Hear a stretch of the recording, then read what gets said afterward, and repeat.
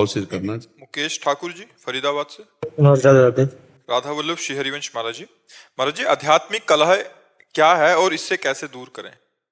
आध्यात्मिक कलह। अध्यात्म में तो कलह नहीं होती, संसार में कलह होती है, अध्यात्म में कलह कहाँ होती है? ये कह रहे हैं कि जब से सत्संग शुरू किया है तो अंदर शायद कुछ कला मच रही हो कि ऐसा करना अच्छा ऐसा करना। अच्छा ये हो सकता है। अच्छा। जब सत्सा, हाँ ये बात अब समझ में आ गई। जब हम परमार्थ में चलना चाहते हैं तो गलत भावनाओं में लगा हुआ मन और इंद्रियां हमारी खिलाफत करती हैं, सांसारिक मित्र हमारी खिलाफत करने लगते हैं, यहां तक कि परिवार के लोग भी खिलाफ में हो जाते हैं। ये क्या प्रश्न है इसका? आध्यात्मिक कलह क्या है और इसे कैसे दूर करें? हाँ ये तो बहुत बड़ा, यही तो लड़ाई है ना, इसी से तो हमें युद्ध करना है। देखो बच्चा, बहुत जन्मों से हम अज्ञान के कारण अपने को शरीर मानते चले आए, जो शरीर मिलता गया। अब थोड़ा विवेकवान शरीर मिला है, मानो दे, पर फिर भी अब भी हम अपने को शरीर मान रहे हैं। हमारी इंद्रियां, हमारे मन शरीर के भोग को ही सुख समझ रहे हैं। हम जो देखना चाहें, खाना चाहें, सुनना चाहें, सूंघना चाहें, भोगना चाहें, वो मिल गया, मानो हमारा जीवन बहुत आनंदमय कट रहा है। अब हम ये समझ पाए कि जीवन कटना ठीक है या जीवन का लाभ मिलना ठीक है। तो सत्संग हमें मिला, तब पता चला कि जीवन जी तो रहे हैं, लेकिन किसके लिए जी रहे हैं इसका कोई पता नहीं है।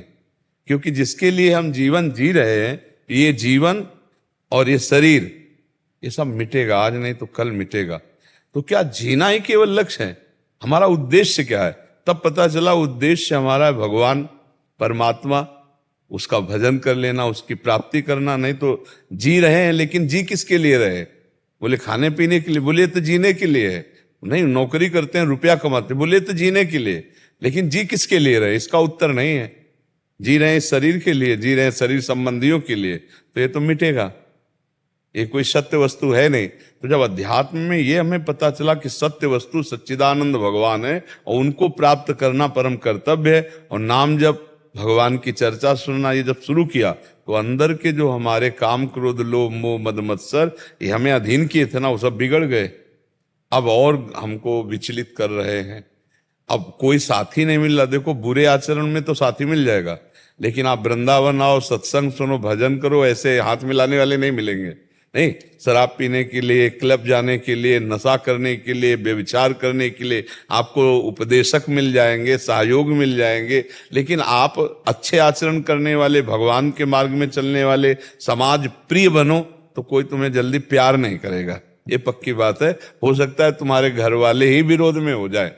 अब नाम जप के द्वारा तुमको ये पक्का करना है, दृढ़ करना है कि मैं अब भगवान के मार्ग में समझ लिया सत्य मार्ग को, तो अब चलूंगा इसी में, चाहे प्राण निकल जाए, कोई साथ ना दे। तो फिर आप जीत जाओगे, फिर आप माया पर विजय प्राप्त कर लोगे। नहीं तो टूट जाओगे, क्योंकि मन ही साथ नहीं देगा ना। जो मन है, हम उस पर आसक्त हैं, वही साथ नहीं, वही जलन पैदा कर देगा, वही अशांति कर देगा। अगर रोज सत्संग सुनोगे और नाम जप करोगे तो इस लड़ाई से जीत जाओगे। नहीं, लड़ाई तो है ही, इसमें जीत जाओगे और उसमें हार जाओगे। लड़ाई तो हो ही रही है। जो भजन नहीं करते उनका मन शांत है क्या? उनकी ओवर थिंकिंग बंद हो गई क्या? आप विचार कर, उनका निगेटिव सोचना बंद हो गया क्या? वो तो जल ही रहे। भजन करोगे तो थोड़े दिन का है, जब तक गंदगी तुम्हारी भस्म नहीं होगी तब तक आग जलाएगी तुम्हें। बेमतलब का चिंतन आपके अंदर जलन पैदा कर, नाम जप करो, अभी जलन पैदा हो जाएगी। आप देखो, तो नाम से तो आनंद मिलता है, जलन क्यों होती है? क्योंकि अभी हमारा मन गंदा है, तो उसको ताप के द्वारा पवित्र किया जाता है। सोना को जब गर्म किया जाता है, कसौटी पर कसा जाता है, तो उसका जो दोष होता है वो नष्ट हो जाता है। ऐसे मन के दोष हैं विकार, षड विकार, काम, क्रोध, लोभ, मोह, मद, मत्सर, ये जलेंगे। इसलिए इसको सहन करना पड़ेगा। सहत सहत बाढ़ है भगत इगरे तन गुर हितगार। जो सहन कर गया सो महात्मा, जो टूट गया वो संसारी। तो सहन करना तो पड़े। ये युद्ध तो बच्चा पूरा महाभारत युद्ध से भी बढ़कर है, क्योंकि महाभारत युद्ध में तो कम से कम अक्षोणी सहयोग थे। इधर कौरवों के पक्ष में 11 अक्षोणी, पांडवों के 7 अक्षोणी, और अपने साथ एक व्यक्ति भी नहीं है। तुम धर्म से चल रहे हो, तुम नाम जप कर रहे हो, भाई तुम्हारा जीवन धन्य। ऐसा तो कोई संत महात्मा ही कह दे तो कह दे, नहीं संसार में कोई मित्र तो है नहीं जो ऐसा सहयोग दे और ये कहेगा कि ये तो बेकार हो रहा है, अब हमारे लायक नहीं रह गया, ऐसा संसार के लोग कहेंगे।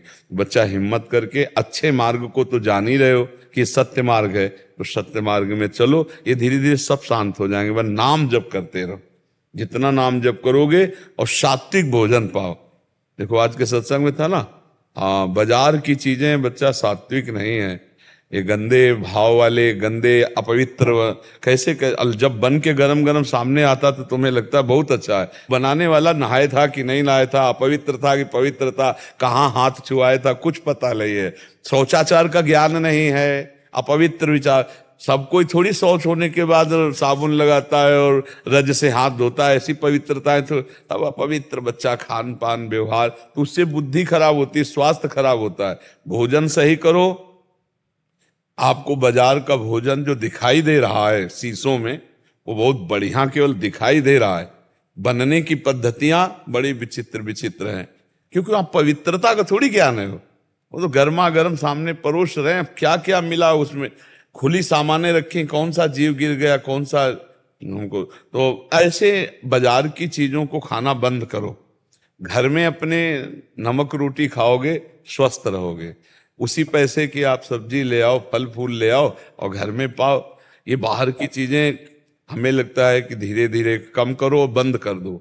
अपने घर में जो बन जाए रूखा सूखा वो खाओ, तो तुम्हारी बुद्धि शुद्ध रहेगी, स्वास्थ्य ठीक रहेगा और नाम जप होगा। अब पिज्जा बर्गर खा के भजन तो नहीं होगा ले। हाँ, तो हमें लगता है थोड़ा तो यार बचना चाहिए, और बचे न बचे सत्संगी जन तो थोड़ा खान पान सुधार कर लें।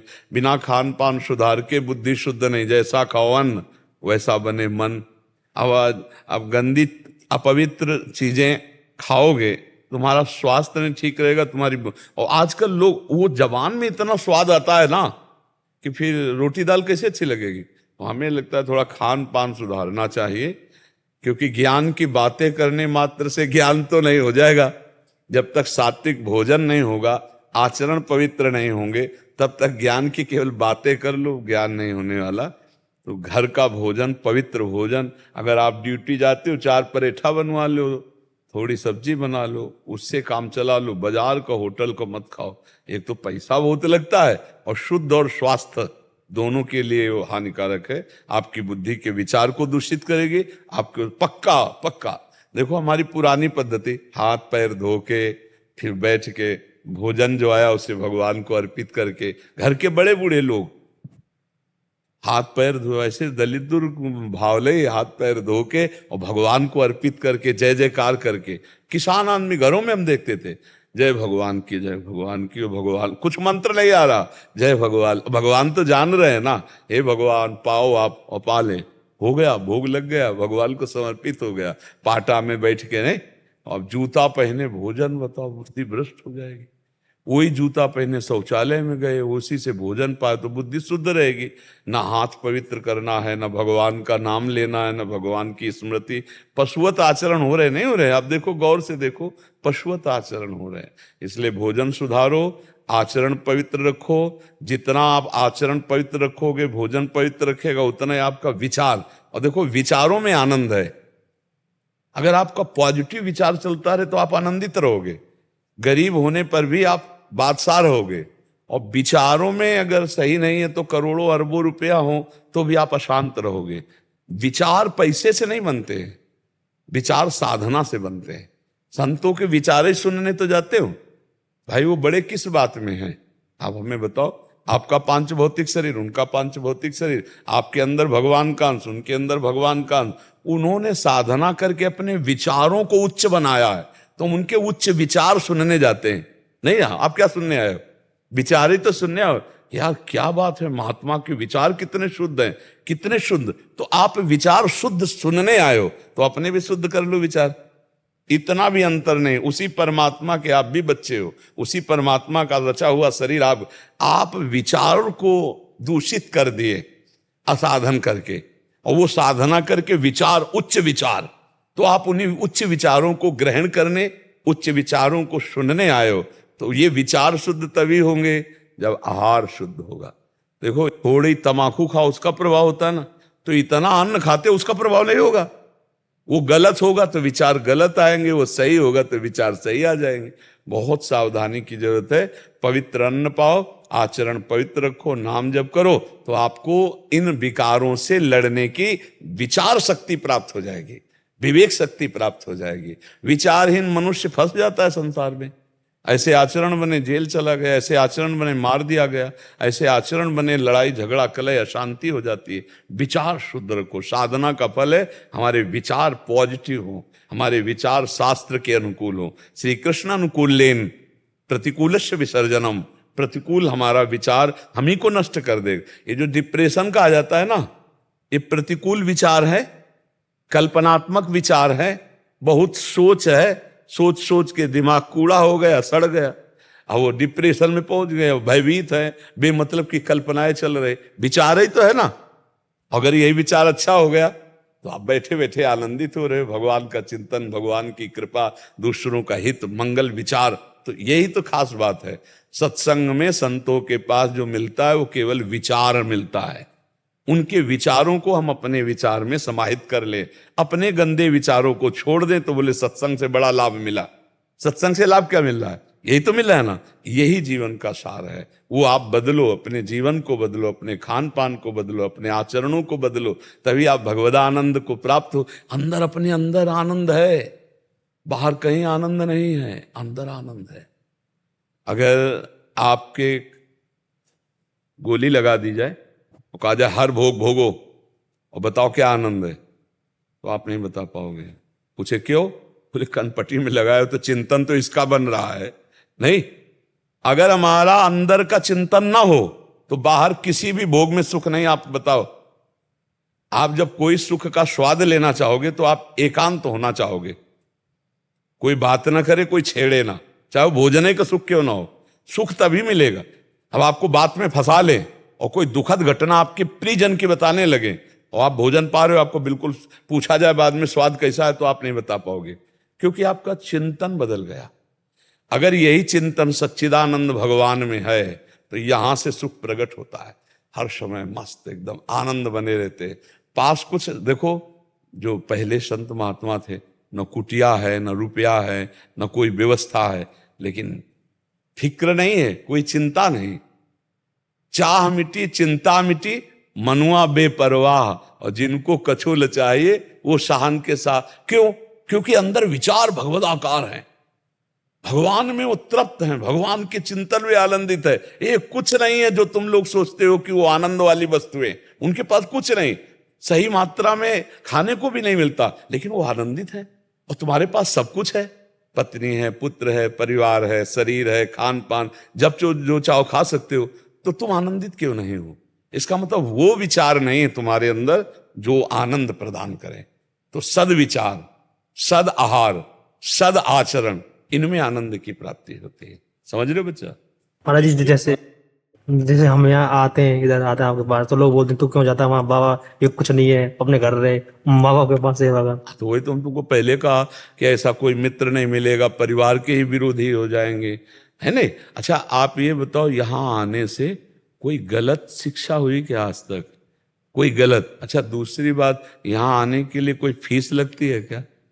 और सही सलाह मिलती है और बढ़िया भगवान की चर्चा मिलती है। तो अब अगर कोई गलत कहे, आप क्लब जाओ, आपको कोई गलत नहीं कहेगा। आप गंदे आचरणों की तरफ बढ़ो, आपको कोई नहीं गलत कहे। लेकिन आप अच्छे आचरण करना चाहते हो तो आपके घर वाले भी। एक तो नौजवान भाई आए थे, उन्होंने कहा हमारा मोबाइल तोड़ दिया हमारे माता पिता ने, वो वीडियो भी पड़ा था। तो धर्म में चलने के लिए तो फिर थोड़ा सा विरोध सहना पड़ेगा। तो अब सतमार्ग में चलने के लिए है, किसी का कहीं अमंगल नहीं हो सकता, अमंगल नहीं हो सकता। साधुते होए न कारज हानि। हाँ, अमंगल करने वाली चीज, अब जैसे शराब पी रहे हो तो शराब छुटवा दी गई, मांस नहीं खा सकते, पराई माता बहनों की तरफ गंदी दृष्टि, अधर्म का पैसा, घूस का पैसा, ये सब चीजें तो अब आ गए ना अपनी लाइन में। अब लाइन में आने का मतलब हो सकता है तुम साइकिल से चलो, पर तुम एक अच्छे आदमी बन गए, एक समाज सुधारक बन गए, एक मतलब जीवन अच्छा हो। अच्छा, बहुत है तुम बेईमानी करके दूसरे का हृदय दुखा दुखा करके खूब रुपया इकट्ठा किया और बहुत बढ़िया गाड़ी खरीद ली और एक्सीडेंट हुआ, अंदर ही आग लग गई, जल के मर गए, फिर फायदा क्या हुआ?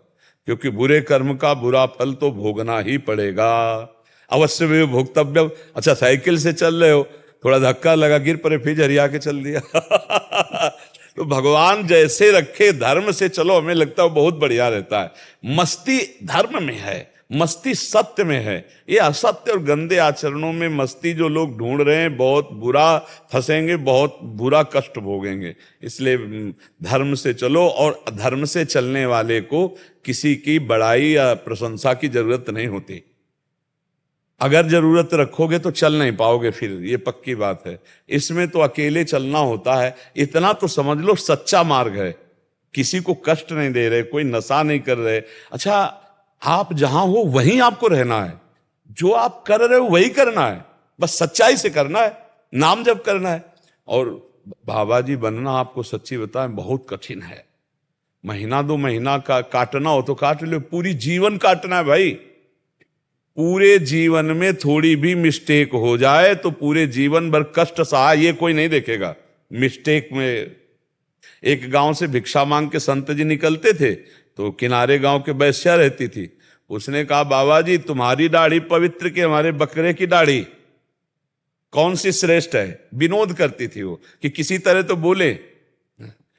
एक दिन वो उनको लगा कि आज हमारा शरीर पूरा होगा, तो उनका उस बिटिया को बुलाओ, वैश्या को बुलाया, कहा बच्चा मेरी दाढ़ी पवित्र। क्यों? क्योंकि अब मैं मर रहा हूं, अब मैं मर रहा हूं इसलिए कह सकता हूं कि मेरी दाढ़ी पवित्र। मतलब अंतिम श्वास तक हमको सावधान रहना है। अगर अंतिम श्वास में भी डिग गए तो पूरा मामला गड़बड़ हो जाएगा।